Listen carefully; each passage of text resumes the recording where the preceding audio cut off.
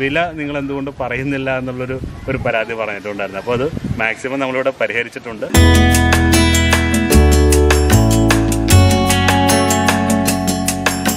Hello dear friends, സ്വാഗതം travel desk എന്ന ചാനലിലേക്ക്. ഇന്ന് നമ്മൾ വന്നിരിക്കുന്നത് ആലപ്പുഴയാണ്. ആലപ്പുഴ കുട്ടനാട് പുളിങ്കുന്ന് എന്ന സ്ഥലത്താണ് നമ്മൾ വന്നിരിക്കുന്നത്.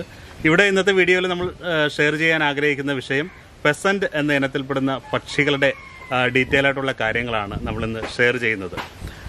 ഇന്നത്തെ വീഡിയോയിൽ നമ്മൾ പരിചയപ്പെടുന്ന വ്യക്തി മിസ്റ്റർ ഷിബു ആന്റണിയാണ്. ഇവിടുത്തെ കേജിന്റെ സിസ്റ്റത്തെ പറ്റി പറയാനാണെങ്കിൽ ഒരു പെസന്റിന്റെ ഒരു കൊട്ടാരം തന്നെ ഇവിടെ തീർത്തിട്ടുണ്ട്. ഒത്തിരി വെറൈറ്റികളായിട്ടുള്ള പെസന്റ് ബേർഡുകളെ നമുക്കിന്ന് കാണാം. അവയുടെ ഡീറ്റെയിൽ ആയിട്ടുള്ള കാര്യങ്ങൾ നമ്മളിന്ന് വീഡിയോയിലൂടെ നമ്മൾ ഷെയർ ചെയ്ത് തരുന്നുണ്ട്. ഇവിടെ ചിക്സുകൾ അവൈലബിൾ ആണ്. എല്ലാ ഇനത്തിൽ പെടുന്ന പക്ഷികളുടെ എല്ലാത്തിൻ്റെ ചിക്സുകൾ നമുക്കിവിടെ അവൈലബിൾ ആണ്. അപ്പോൾ ഡീറ്റെയിൽ ആയിട്ടുള്ള കാര്യങ്ങളിലേക്ക് നമുക്ക് പോകാം. ജസ്റ്റ് നമുക്ക് ആ ഒരു എക്സ്പീരിയൻസ് ഇദ്ദേഹത്തോട് ചോദിച്ച് നമുക്ക് മനസ്സിലാക്കാം. സാർ ഇപ്പോൾ ഒരു 10 വർഷത്തോളം പെസന്റുകൾ പറഞ്ഞു. എത്ര ഇനം പെസന്റുകളാണ് സാർ ഇവിടെ ഉള്ളത്?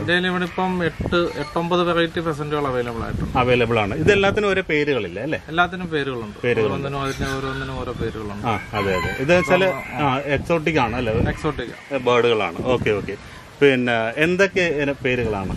ഇപ്പൊ എന്റെ ഇവിടെ ഗോൾഡൻ പെസന്റ് ഉണ്ട്, സിൽവർ പെസന്റ് ഉണ്ട്, ring neck pheasant, melanistic pheasant, white pheasant, പിന്നെ ലേഡി ആംറാസ്, യെല്ലോ ഗോൾഡൻ, അങ്ങനെ ഒരു 8-10 വെറൈറ്റീസ് ഉണ്ട്. അതല്ലേ ഏറ്റവും കോസ്റ്റ്ലി ആയിട്ടുള്ള ഒരു പെസന്റ് ഏതാണ് നമ്മുടെ? ഏറ്റവും കോസ്റ്റ്ലി ഇപ്പൊ വൈറ്റ് പെസന്റ് ഉണ്ട്, പിന്നെ റീവ് പെസന്റ് എന്ന് പറഞ്ഞൊരു പെസന്റ്, അതാണ് നമ്മുടെ എന്റെ ഇപ്പൊ ഇല്ല, ഉണ്ടായിരുന്നു, ഞാനിപ്പോ കൊടുത്തതാണ്. അതിനൊക്കെ ഒരു 80,000 ഒക്കെ വിലയുള്ളതാണ്. എന്റെ ഇപ്പൊ ഇവിടെ ഉള്ളത് 35,000, 30,000, 20,000 ആ റേഞ്ചിലുള്ളതാണ്. പെയറുകളായിട്ടാണ് കൊടുക്കുന്നത്.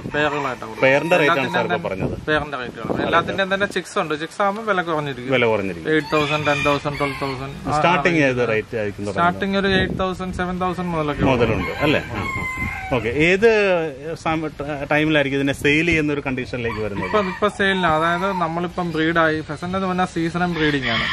ഇതൊരു ഡിസംബർ ടു ഇപ്പൊ ജൂലൈ, ഈ മാസം കൊണ്ട് ബ്രീഡിംഗ് ഏകദേശം കഴിയും. ഈ സമയത്താണ് ഫെസന്റുകൾ ബ്രീഡ് ആകുന്നത്. അപ്പൊ ഈ ബ്രീഡിംഗ് സീസൺ കഴിഞ്ഞ് നമ്മള് ഫെസന്റ് കുഞ്ഞുങ്ങൾ ഇറങ്ങി കഴിഞ്ഞ് മെയിൽ ഫീമെയിൽ തിരിയുമ്പോൾ ഒരു 4 മാസം 5 മാസം കഴിയുമ്പോൾ ആ കുഞ്ഞുങ്ങൾ കൊടുക്കാൻ തുടങ്ങും. അതെ. ഇപ്പൊ സാധാരണ ഒരു പെയറിൽ നിന്ന് എത്ര എഗ്ഗുകളാണ് കിട്ടുക? അത് ഓരോ ഫെസന്റ് ഓരോന്നും ഓരോ ഇത്. ഇപ്പം നോർമലി ഉള്ള ഇപ്പൊ റിംഗ് നെക്ക് വെറൈറ്റീസ് ആണെങ്കിൽ 60 to 80 മുട്ടയൊക്കെ വരും. വൈറ്റ് പെസന്റ് ഒക്കെ 80 മുട്ട വരും ഒരു തവണ. അതെ. സിൽവർ ഗോൾഡ് അതൊക്കെയാണ് ചിലപ്പോൾ ഒരു 25-30 മുട്ടയൊക്കെ ഇടുന്നത്. ഓരോ പെസന്റും ഓരോ വെറൈറ്റീസും എണ്ണം വ്യത്യാസം. അതല്ലേ? ഇപ്പൊ അത്ര എണ്ണം മുട്ട ഇടുമ്പോൾ നമുക്ക് എല്ലാം തന്നെ അതിൽ നിന്ന് നമുക്ക് ഇല്ല, എല്ലാം കിട്ടത്തില്ല. നമ്മളൊരു 100 മുട്ട ഒരു 30%, 40% ഫെർട്ടിലിറ്റി കൂടുതൽ കിട്ടാറില്ല. അതിൽ കൂടുതൽ കിട്ടാറില്ല അല്ലേ? Okay okay. കാരണം ഇവയ്ക്ക് അതിന് നമ്മൾ പ്രത്യേകമായിട്ട് എന്തെങ്കിലും കെയറിങ് കൊടുക്കേണ്ട ആവശ്യമുണ്ടോ? കെയറിങ് അതിന്റെ ഡയറ്റ് തന്നെയാണ്. നമ്മളതിന് പല രീതിയിലുള്ള ഫുഡ് കൊടുക്കുക. ഇപ്പൊ നമുക്ക് ഫ്രൂട്ട്സ് കൊടുക്കാം, വെജിറ്റബിൾസ് കൊടുക്കാം, പോൾട്രി ഫീഡ്, സ്പ്രൗട്ട്സ്, അങ്ങനെ എല്ലാം കൂടെ മിക്സ് ചെയ്തായിട്ടുള്ള ഒരു ഫുഡാണ് അതിന് കൊടുക്കുന്നത്. ഈ എഗ്ഗ് വിരിയിച്ചെടുക്കാനായിട്ട് നമ്മൾ നാച്ചുറലുണ്ട്. ഇപ്പൊ ഞാനിപ്പോ ഇത്രയും ബൾക്കായിട്ടുള്ളത് കൊണ്ട് നമ്മൾ ഇൻക്യുബേറ്ററിലാണ് വിരിയിക്കുന്നത്. ഇപ്പൊ കുറച്ച് മുട്ട നാച്ചുറൽ വിരിയിക്കാം. ഇത്രയും മുട്ട എനിക്കിപ്പോ ഒരാഴ്ചയൊക്കെ ചിലപ്പോൾ 60 മുട്ട 70 മുട്ടയൊക്കെ കാണും. അതൊന്നും നാച്ചുറലായിട്ട് വിരിയിക്കാൻ പ്രായോഗികമല്ല. ഈ കുഞ്ഞുങ്ങളെ സെയിൽ ചെയ്യുമ്പോൾ അവയ്ക്ക് വേണ്ട ഈ മെഡിസിൻ ഒക്കെ മെഡിസിൻ നമ്മളങ്ങനെ ഇതിന് മെഡിസിന്റെ നമ്മൾ ഹെൽത്തി ബേഡാണ് കൊടുക്കുന്നത്. അങ്ങനെ മെഡിസിൻ കൊടുക്കേണ്ട ആവശ്യം, നമ്മൾ നല്ല ഫുഡ് കൊടുക്കാന്നേ ഉള്ളൂ. മെഡിസിൻ കൊടുക്കുക എന്നുള്ളതല്ല. നല്ല ആഹാരമാണ് നല്ല മരുന്ന് പറഞ്ഞ പോലെയാണ്. അപ്പോൾ നമുക്ക് ഡീറ്റെയിൽ ആയിട്ടുള്ള കാര്യങ്ങൾ കേജുകളിൽ ചെന്നിട്ട് ഡീറ്റെയിൽ ആയിട്ടുള്ള കാര്യങ്ങൾ നമുക്ക് ഷെയർ ചെയ്യാം. ഓക്കെ.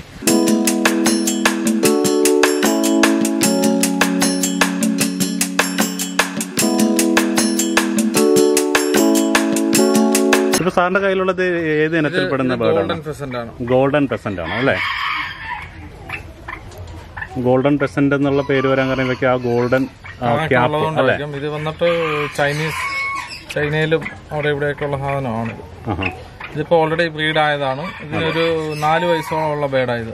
4 വയസ്സ് പ്രായമുണ്ട്. ഇത്തവണ എനിക്ക് കുറച്ച് കുഞ്ഞുങ്ങൾ തന്ന ബേഡായത്. ഇതിന് എത്ര കുഞ്ഞുങ്ങളെ കിട്ടി നമുക്കിപ്പോ? ഈ ഒരു പേരിൽ നിന്ന് എനിക്കൊരു 10-15 കുഞ്ഞുങ്ങൾ കിട്ടിയിട്ടുണ്ടല്ലേ? ഈ ഒരു പേരിൽ. ഇനി നമുക്ക് അടുത്ത കേജിലേക്ക് പോവാം അല്ലേ? അടുത്ത കേജിൽ ഏത് എന്നാ കിടക്കുന്നത്? അടുത്ത കേജിൽ നമുക്ക് ഇവിടെ ഉള്ള ഇത് റിംഗ് നെക്ക് പെസന്റ് ആണ്. Ring neck. ഓക്കെ.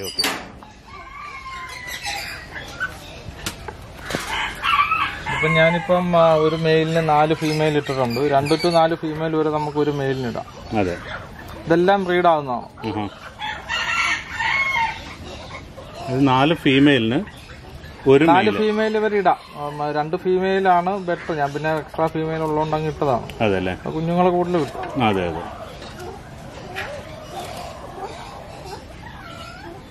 ഇത് റിംഗ് നെക്കിൻ്റെത് അത് തന്നെ പേരാവുള്ളൂ, അങ്ങനെയുണ്ടോ? അങ്ങനെ ഓരോ പെസന്റിനും അതിന്റേതായിട്ടുള്ള മെയിലും ഫീമെയിലും ഉണ്ട്.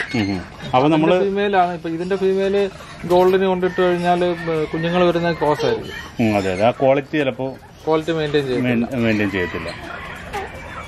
ഇനിയിപ്പോൾ അവയുടെ ഫീമെയിലും മെയിലുമായിട്ട് കിടക്കും. കളർ കുറഞ്ഞ ഫീമെയിലും കളറുള്ളത് മെയിലും. അതെ. എപ്പോഴും ഫീമെയിലിനായിരിക്കുമല്ലോ അല്ല മെയിലിനായിരിക്കുമല്ലോ. മെയിലിനാണ് ഫെസന്റുകളിലെല്ലാം ബേർഡുകൾക്കെല്ലാം ഷോ ഉള്ളത്. അത് ശരിയാണ്. ഓക്കെ.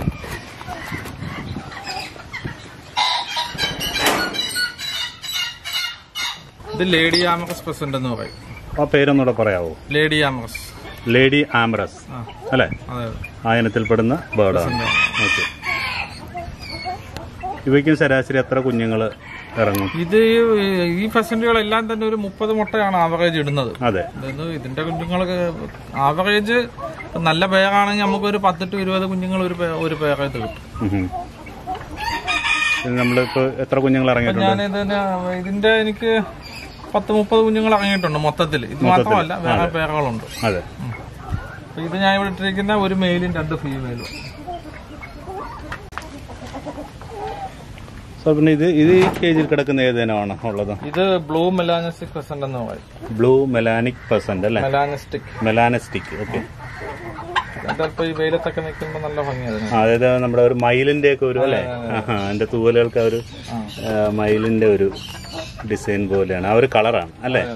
കുറച്ചുകൂടെ റിഫ്ലക്ടർ ആണ് ഇത് അല്ലേ? അത് വെയിലടിക്കുമ്പോൾ നല്ല ഭംഗിയാ കാണാൻ. അതെ. ഇഷ്ടപ്പെട്ട ഒരു ബേർഡ്. അതെ. ഇതിനിപ്പോ എന്ത് വിലയുണ്ട്? ഇതിനിപ്പോ ഞാൻ ഇവിടെ അഡൽട്ട് പേർ കൊടുക്കുന്ന 25,000. ഈ ക്വാളിറ്റി ഉള്ള ബേർഡ്. ഈ ക്വാളിറ്റിയിൽ വരുന്നതിനല്ലേ? പിന്നെ വിലയുടെ ആ ഒരു വേരിയേഷൻ ക്വാളിറ്റിയുടെ ബേസിലാണോ വരുന്നത്? പിന്നെ കുഞ്ഞുങ്ങളാകുമ്പോൾ വില കുറയും. അഡൽട്ട് പേരാണ് വില കുറയും. കുഞ്ഞുങ്ങളാകുമ്പോൾ ആ വില കാണും. അതല്ലേ?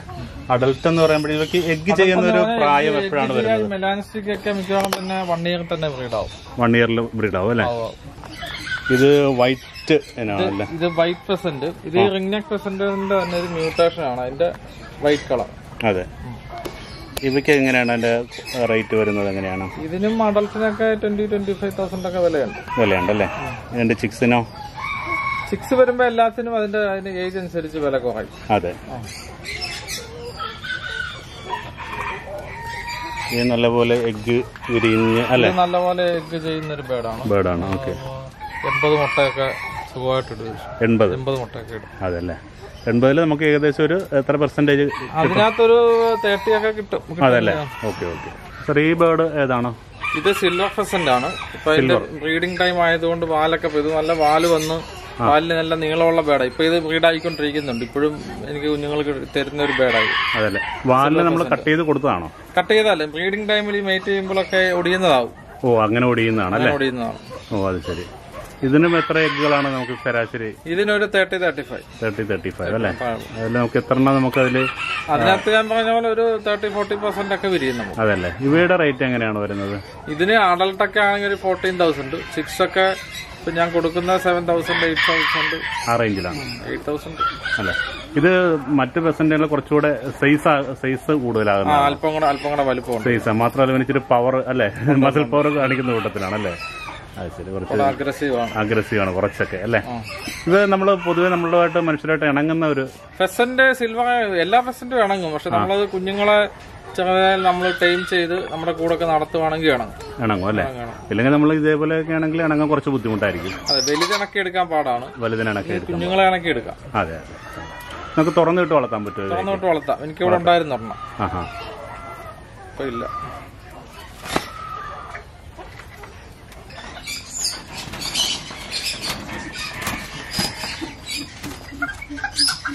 ഇതിന്റെ ഫീമെയിൽ ഇതാ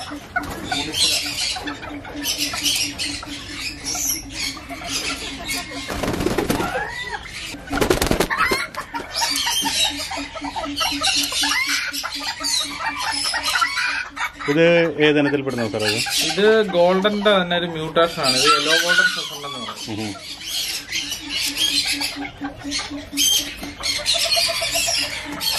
ഇപ്പൊ ഇത് മോൾട്ടിങ്ങിലാണ്, അതായത് ഇതിന്റെ ടൈലെല്ലാം പോകുന്നു. ബ്രീഡിങ് കഴിയുമ്പോൾ ഫെസന്റുകളെല്ലാം മോൾട്ടാവും. ഇതിനും അതേപോലെ തന്നെ ശരാശരി എഗ്ഗുകൾ 30-35 ആ റേഞ്ചിലാണ് ഉള്ളത്. ഓക്കെ, ഇതിന്റെ കുഞ്ഞുങ്ങൾ നമുക്ക് ഇവിടെ ഇപ്പോൾ അവൈലബിൾ ആണോ? ഇതിന്റെ കുഞ്ഞുങ്ങളില്ല, ഗോൾഡന്റെ ഉണ്ട്. എന്റെ ഇപ്പോൾ ഉള്ള കുഞ്ഞുങ്ങൾ സിൽവറിന്റെ ഉണ്ട്, ഗോൾഡ് ഉണ്ട്, ലേഡിയാമോസ് ഉണ്ട്, റിംഗ്നെക്ക് ഉണ്ട്, വൈറ്റ് ഉണ്ട്, മെലാൻസിക് ഉണ്ട്. ഇതിന്റെ എല്ലാത്തിന്റെയും കുഞ്ഞുങ്ങൾ കൂടെ ഉണ്ട്. ഓക്കെ, അഡൽട്ടും നമ്മുടെ അഡൽട്ടും ഉണ്ട്. ഓക്കെ സാർ, ഈ പെസന്റ് ബേർഡുകളുടെ ഈ മുട്ട വിരിയിക്കുന്ന ആ രീതിയെ പറ്റി ഒന്ന് പറയാമോ? മുട്ട വിരിയിക്കുന്ന ഞാൻ പറഞ്ഞു, ഞാൻ എല്ലാം തന്നെ ഇൻക്യുബേറ്ററിലാണ് വിരിയിക്കുന്നത്.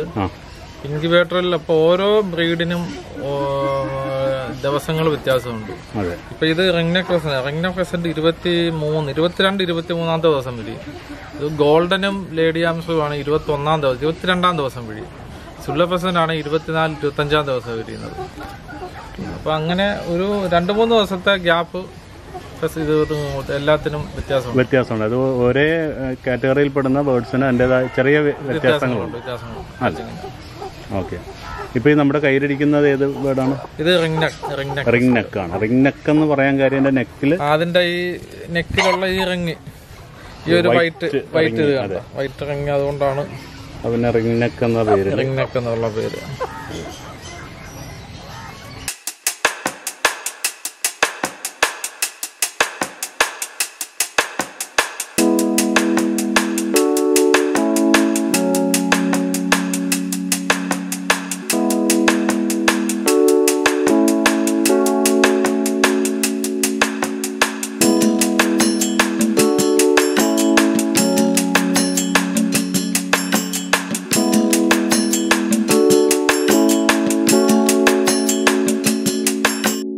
പെസന്റിന്റെ അല്ലാതെ പിന്നെ ഫിഷിന്റെ ചെയ്യുന്നുണ്ടല്ലേ? പെസന്റ് അല്ലാതെ പിന്നെ ഫിഷ് ഉണ്ട്. എനിക്ക് ഇവിടെ ഒരു 10-65 സെന്റ് മീൻകുളം ഉണ്ട്. 65 സെന്റിലാണ് രണ്ട് കുളമായിട്ടാണ്. ഇതിപ്പോ ഒരു കുളം, ഇതൊരു 50 സെന്റ്.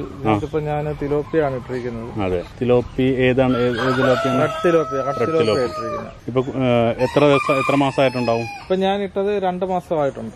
ഈ കൊക്കിന്റെ ശല്യം നല്ല രീതിയിലുണ്ടാവും അല്ലേ? കൊക്കും മെരണ്ട ഒക്കെ ഉണ്ട്. അതിനു വേണ്ടിട്ട് ഇവിടെ മൊത്തം വലയിട്ടിരിക്കുന്നത്. പിന്നെ വെള്ളപ്പൊക്കം പേടിച്ച് സൈഡെല്ലാം ഈ പത്തനെട്ട് വിട്ടു. അതല്ലേ, വെള്ളം ശരിക്കും കയറാറുണ്ട്? വെള്ളം കയറാൻ ചാൻസ് ഉണ്ട്. ഉണ്ടല്ലേ? ഈ കഴിഞ്ഞ പ്രളയത്തിലൊക്കെ എന്തെങ്കിലും പ്രശ്നങ്ങളുണ്ടായോ? കഴിഞ്ഞ പ്രളയത്തിൽ നമ്മുടെ മീനെല്ലാം പോയായിരുന്നു. അതല്ലേ. തിലോപ്പിനെ നമ്മുടെ ഇവിടുന്ന് സെയിൽ എങ്ങനെയാണ്? നമ്മള് തിലോപ്പിയ ഇതുവരെ കൊടുത്തു തുടങ്ങിയിട്ടില്ല.